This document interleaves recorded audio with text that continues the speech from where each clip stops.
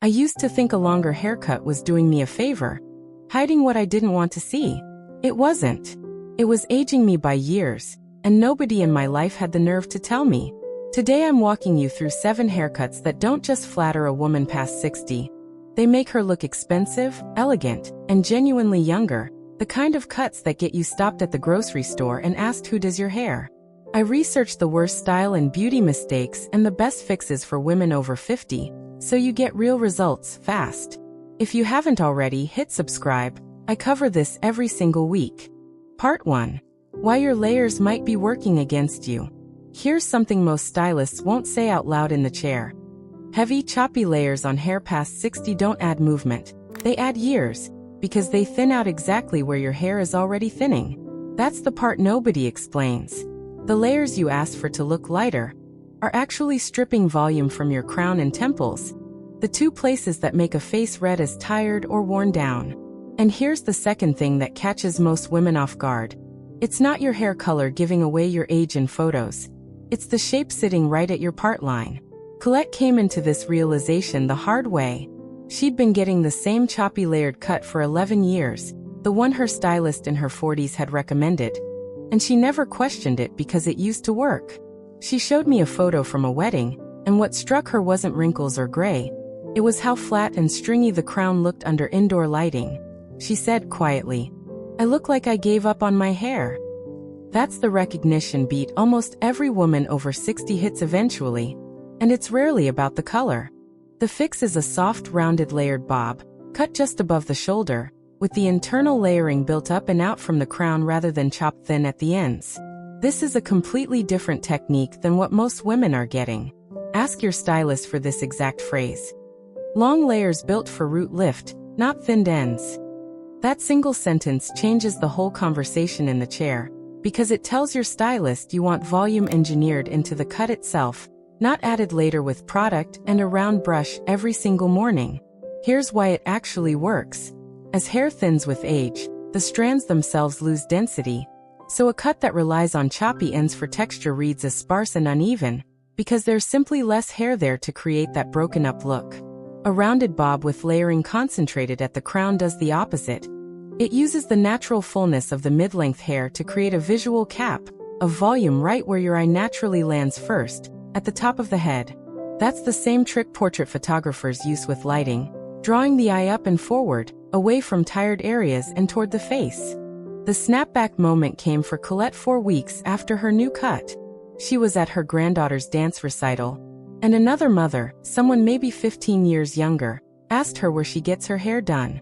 Colette told me she almost laughed out loud, because for a decade she'd felt invisible in exactly that kind of room. That's what this fix actually changes, not just how your hair looks in a mirror at home under flattering bathroom light. It changes how strangers read your age in real rooms, under real light, in the 3 seconds before anyone speaks to you. There's a second layer to this fix, literally. Ask for face framing pieces to be cut slightly longer than you'd expect, landing at the jaw rather than the cheekbone. Shorter face framing layers can accidentally emphasize a softened jawline, while slightly longer pieces skim past it and draw attention up toward the eyes instead. This is a subtle adjustment, but it's the difference between a cut that flatters and one that simply exists.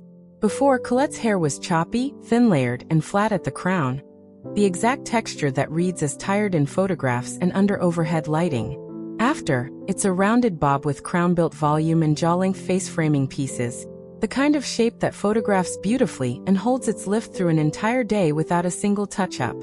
And that first haircut is really just the opening move, because the fix I'm about to walk you through next targets something even more universal. A color mistake that's quietly aging almost every woman I talk to. Part 2. The fringe that softens a decade and the length everyone gets wrong. There's a version of bangs almost every stylist defaults to on a woman over 60, the short, blunt, straight across fringe, and it's almost always the wrong call. It sits high on the forehead. It emphasizes every horizontal line beneath it, and it ages the exact feature it was supposed to soften. What actually works is the opposite of what feels intuitive, a longer, side-swept curtain fringe that starts further back on the crown and schemes diagonally across the forehead instead of sitting flat against it. Marguerite learned this the way most women do, by accident. Her regular stylist was booked. She saw someone new. And that stylist suggested something Marguerite had never considered, sweeping her fringe back and to the side rather than cutting it straight across. Marguerite told me she almost said no in the chair, because straight bangs were just what she did. But she let the new stylist proceed, and within minutes she understood why this shape existed. The diagonal line the fringe created didn't sit on top of her forehead lines. It moved across and past them, breaking up exactly where the eye would otherwise land flat. The exact phrase to use in the chair is, curtain fringe started 2 inches back from the hairline, swept to the side, not cut straight. That level of specificity matters, because side-swept bangs alone can still get you a short, choppy version that falls right back into the trap. You need the length starting further back, so there's enough hair to actually sweep and drape, rather than sitting stiff and short against the forehead. Here's the mechanism nobody explains. A straight-across fringe creates one continuous horizontal line at eyebrow height, and horizontal lines are what the eye reads as flat and aged in a face, because they mimic the exact lines that deepen with age, forehead creases. A diagonal, swept fringe breaks that horizontal line into a soft diagonal instead. And diagonal lines read as movement, as elegance. The same visual principle used in fashion photography to make a static image feel alive. That's the entire secret behind why this one small change reads as such a dramatic difference. Now the second element in this part, because this is a 2-item part, is length. Most women past 60 are told to go shorter as a blanket rule. And that advice is only half right. What actually matters isn't overall length, it's where the hair sits relative to the collarbone. Hair that falls just past the collarbone, resting on the shoulders, tends to add visual weight downward, pulling the whole face toward heaviness. Hair that stops an inch above the collarbone does the opposite. It creates lift and lightness around the jaw and neck. Marguerite's snapback moment happened at her book club, 3 weeks after the new cut and fringe. A friend she'd known for over 20 years paused mid-sentence and said, "Something's different, you look rested." Marguerite hadn't slept any better. She hadn't changed her skincare. She'd changed exactly 2 things about her hair. That's the kind of comment this fix earns. Not "you look younger" directly, which can feel loaded, but "you look rested." "You look lighter." The softer compliments that actually mean the same thing. Before, Marguerite wore a straight, blunt fringe sitting flat against horizontal forehead lines, with hair length resting heavy on her shoulders past the collarbone. After, she wears a diagonal, side-swept curtain fringe started back from the hairline, paired with length that stops an inch above the collarbone, creating lift at the jaw instead of weight at the shoulders. 2 small, specific changes, and together they did more than either could alone. Coming up, there's a haircut mistake even more common than either of these 2. One that has almost nothing to do with length or fringe, and everything to do with a shape most women have never once questioned. Part 3. The shape nobody questions. Most women over 60 have never once asked their stylist about the actual outline shape of their haircut, the silhouette you'd see if someone traced it in a photo. They've talked about length, they've talked about color, but the shape itself, whether it's rounded, blunt, or graduated, almost never comes up. And that's the mistake, because a blunt, boxy outline, the kind that reads as one uniform mass with no taper at the ends, is one of the fastest ways to visually harden a softened jawline. Diane had this exact shape for years without realizing it was a choice at all. Her hair was a chin-length bob, cut with a completely straight, blunt line all the way around, no graduation, no taper. She told me she'd always thought of it as clean and no nonsense. What she hadn't clocked was that the blunt line was creating a hard geometric frame around her face, and geometric hardness reads as severity, not elegance, especially against features that have naturally softened with age.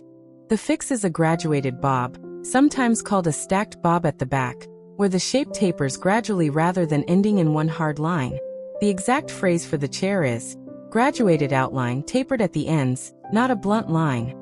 This tells your stylist to soften the actual silhouette, not just add layers on top of an otherwise blunt shape, which is a common miscommunication that leaves the hard outline intact underneath softer top layers.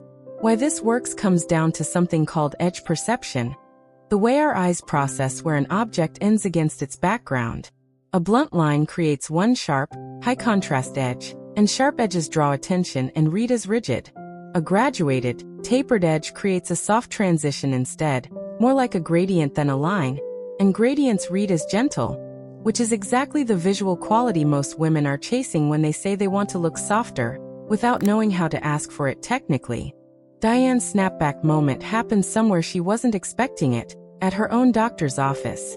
The receptionist, someone Diane had seen dozens of times over the years, complimented her hair unprompted and asked if she'd done something new with her whole look. Diane had worn the same makeup, the same glasses, the same everything else. One shape change, and a near stranger noticed enough to comment on her entire presentation, not just her hair. That's the real power of an outline shift. It doesn't read as new haircut. It reads as something about her changed. There's a detail worth adding here for anyone with finer hair specifically, because graduation can either help or hurt depending on density. If your hair is on the thinner side, ask for the graduation to happen mostly at the back and sides, keeping slightly more weight near the face itself, so the tapering softens the silhouette without accidentally thinning out the areas that give you the most visual fullness where it matters, right around the face. Before, Diane's hair held a blunt, boxy outline with one hard uniform line at the ends, the shape that visually hardens a softened jaw. After, it's a graduated, tapered bob with the same length essentially preserved, just softened at the silhouette itself. The change that gets noticed by people who've known her for years and can't quite name what shifted. And what's coming next in this video might be the fix that surprises you most, because it's not about cut or shape at all. It's about something almost every woman over 60 has been told to avoid entirely. Part 4.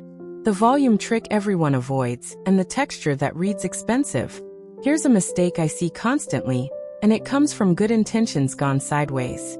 Women are told that anything with visible height or shape at the crown will look done or old-fashioned. So they flatten everything down, asking their stylist for the sleekest, flattest possible cut. But flat isn't youthful. It's actually one of the fastest ways to make fine, aging hair look even thinner than it is, because flatness gives light nowhere to catch and nothing to play with.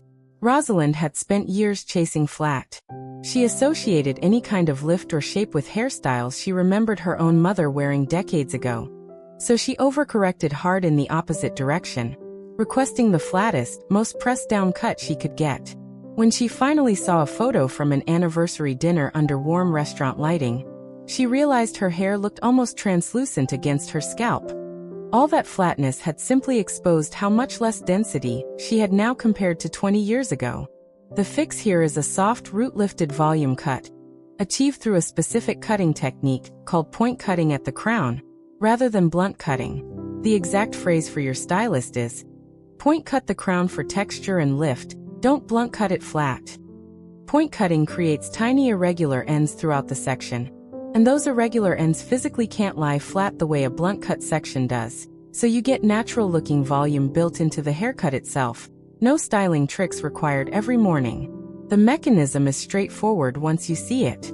Blunt cut ends stack neatly against each other, which is exactly what creates that flat, pressed-down look, especially at the crown where hair is thinnest.